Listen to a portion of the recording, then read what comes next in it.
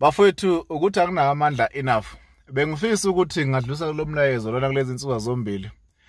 Kugcokamelisha nondlamlenze ukhuzani. Bafowethu uKhozi have exploited people it more than enough. Selibaxhaphazile abaculi bakaMaskandi at fine right now. uKhuzani ukwavotelwa waba close to 1 million abantu bemvotela. At the end of the day ayikho into akayibenefita ngendaba yoKhozi. It is just like popular or like fame yango 12 ebusuku ngalesikhathi leso kuphela. Both of these guys like they are successfully. So kwaMaskandi ngeke kube nomcimbi ungenayo uKhuzani noma ungenayo Mthandeni.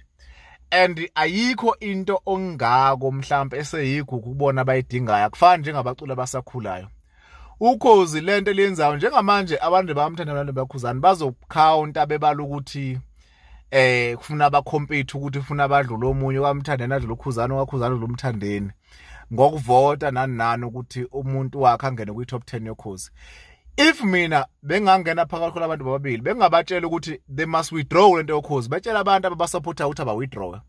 Ikwaito, gospel, afropop, what they won't make much of votes. Abantu abenza amavoti since kwaqala ungena i-top 10 yoKhozi kwaqala ungena Maskandi kwi-top 10 yoKhozi abantu bakaMaskandi abenza inzuzo. Njengamanje kusazovotwa kuvotela ungena ngoma kwi-top 10 ama-service providers alabo bantu laba azobenefita kuphinde kuzobenefita uKhozi bona babenefit nix njalo.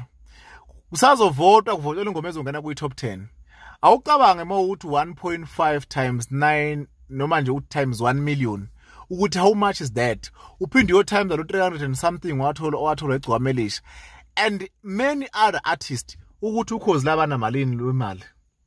And yinto abayinika uKhuzani into abayinika uMthandeni ke ake ngikhulube ngo-number 1 uKhuzani into abayinika uKhuzani at that time.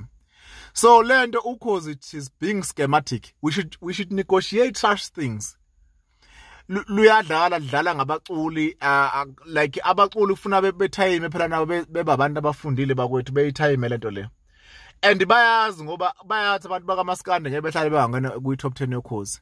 So lento ikuma misuse kahle ngoba vela ababenefit lutho and badumile ngeke kube nomcimbi like ba successful bonke.